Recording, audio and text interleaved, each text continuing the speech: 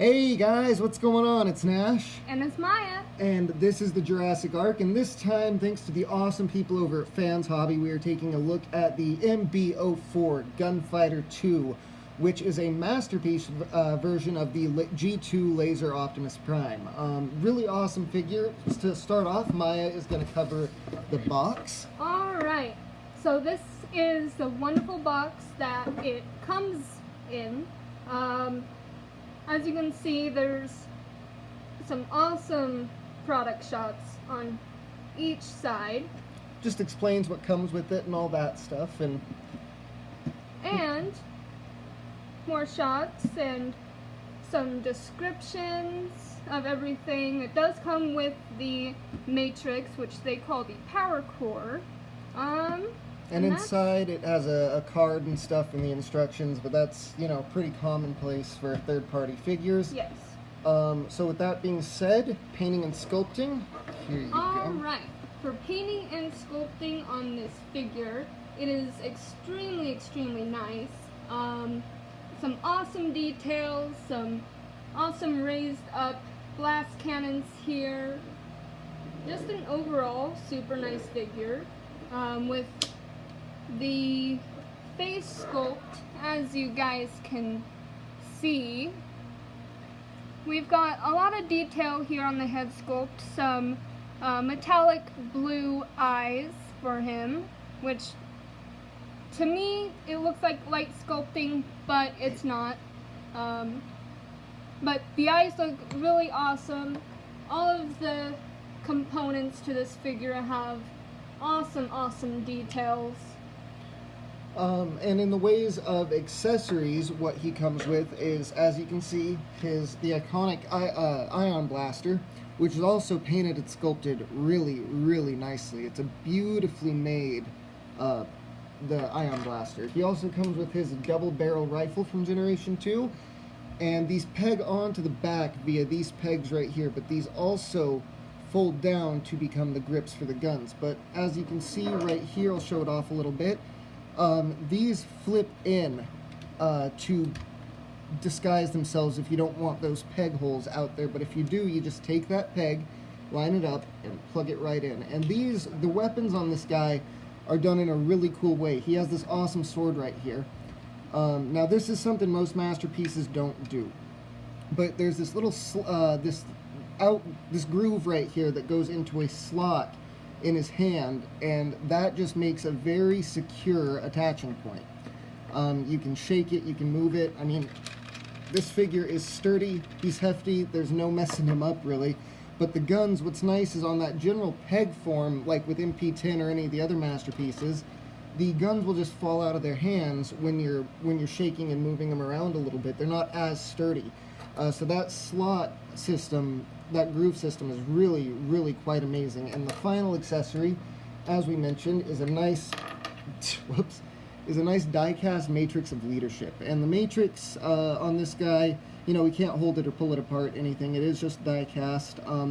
It does slot in, but there's also a peg over here to keep it out, so it doesn't really, it's really easy to pull out, unlike a Masterpiece 10. That being said, we are off to articulation. Articulation for this guy is really nice for such a bulky figure. He is quite heavy. He is extremely heavy. He is more significantly heavier than the MP-10. Much heavier than MP-10. Actually, no, let's do comparisons right now, actually. All right. Let's get that out of the way. Let's do it. So, first and foremost, the one everybody wants to see, MP-10.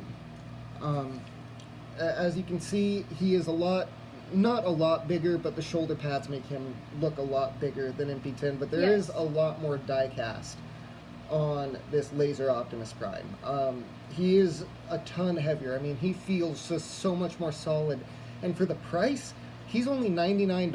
A very well done third-party masterpiece grade figure for actually a really affordable price. And I wanted to thank Fans Hobby again for sending us this figure to just review and own. They were super kind in doing so.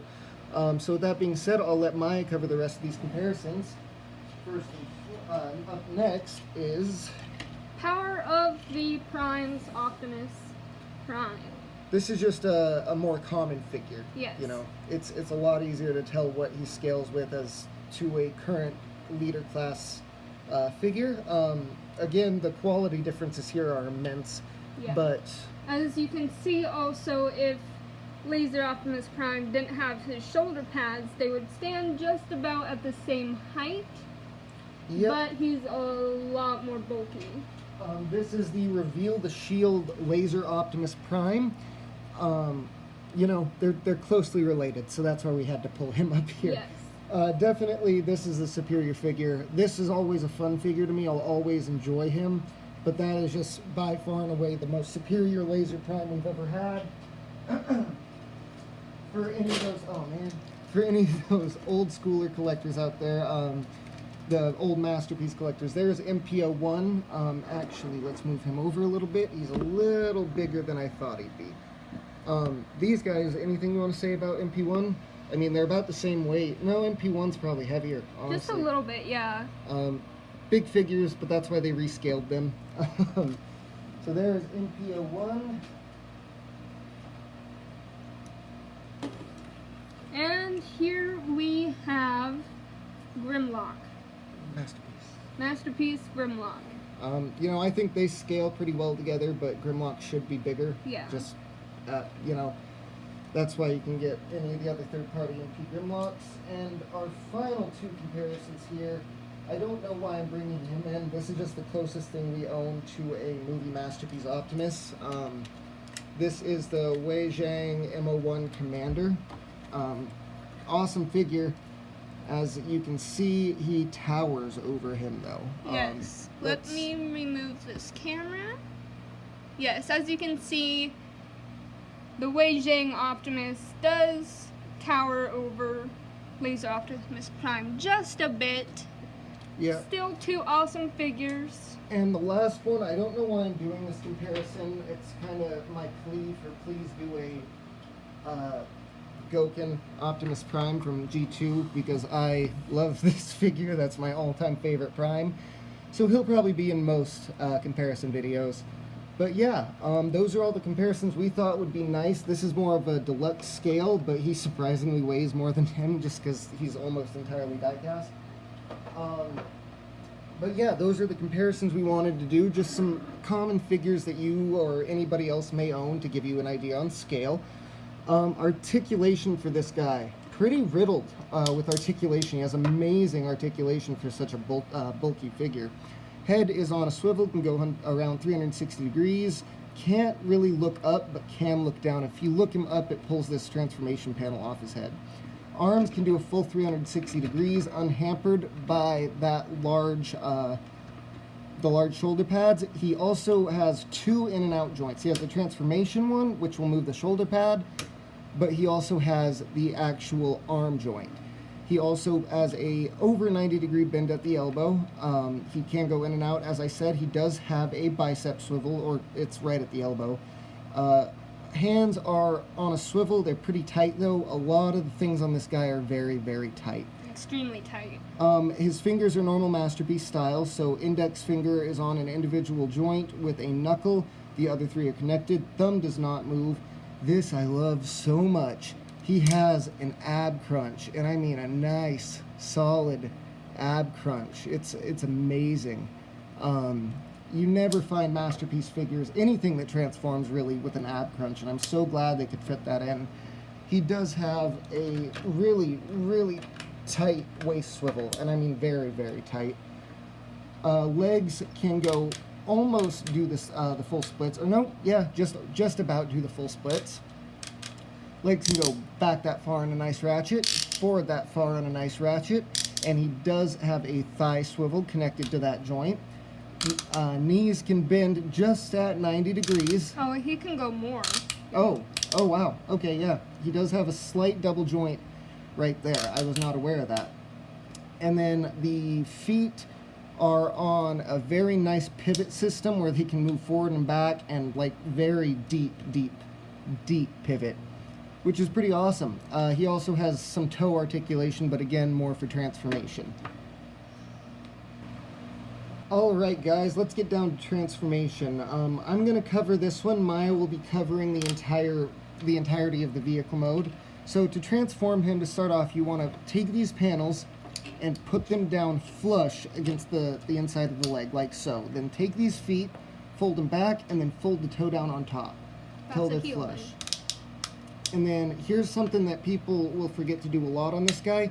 You have to shift his wheels down, and you have to also do that up at the top, like so. I'm not going to be doing this in any particular order. This isn't how the instructions say to do it. I just kind of figure out how to do transformations on my own.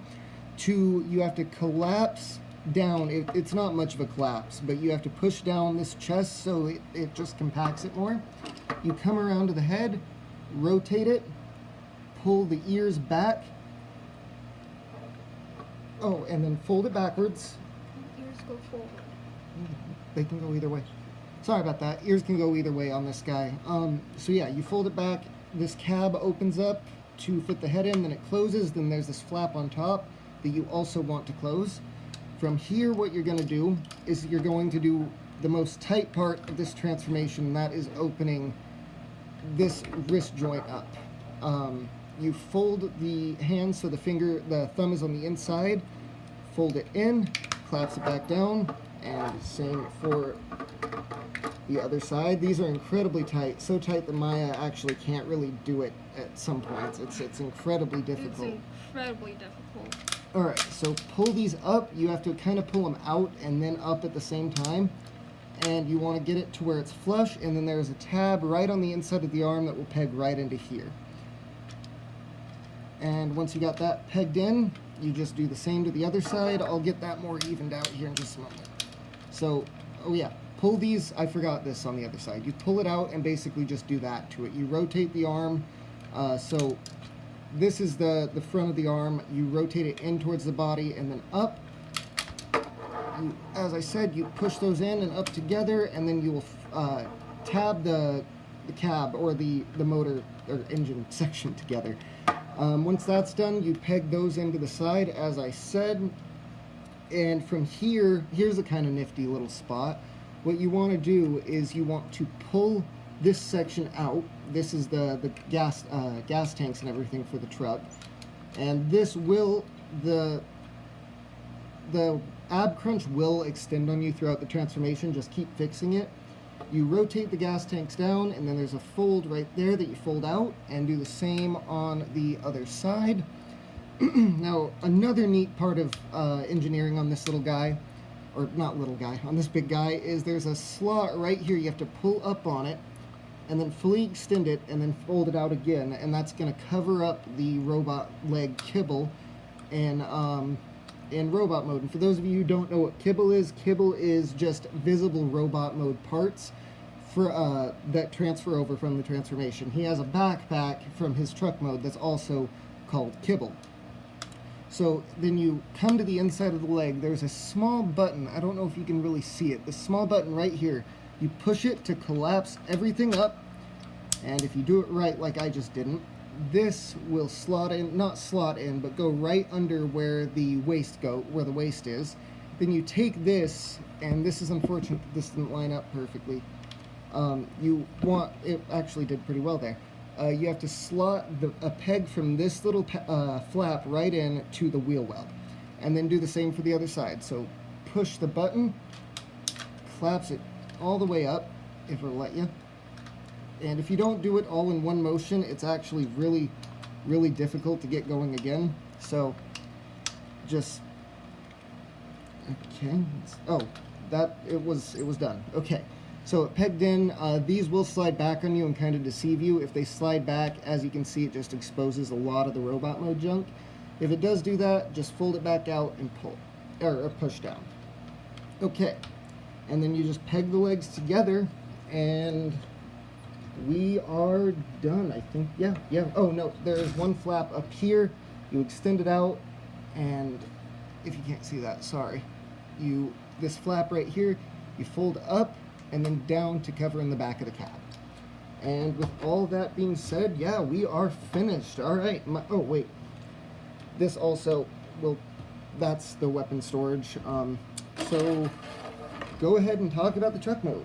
Alright, so one thing that Nash didn't cover fully was that the pegs pegging the legs together aren't super tight, but they're not super loose. They're just a pain in the butt sometimes to peg in.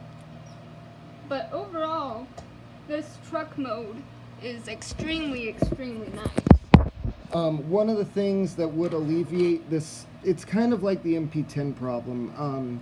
Without the trailer, these don't peg in well together, and unfortunately the basic version of this figure doesn't come with the trailer. You have to buy it separately. Yes. And what does it cost? About $79 to $80. Yeah, it's you're gonna look at $170 to $180 for the complete figure. I don't think he needs the trailer. It's just a battle station and an oil tanker otherwise. But yeah, I think that it's worth. Just the base bottle and the price of admission, I think, is worth it. What do you think? This figure is super nice. He's a very, very well done figure. He has rubber wheels, so he moves very, very smoothly with a couple squeaky axles, but that doesn't really matter. It's an overall awesome figure. He's really fun to play with, and yeah, we'll be right back with the comparisons. We just have to transform a couple things off camera. Alright, now time for comparisons. First up, we have MP10.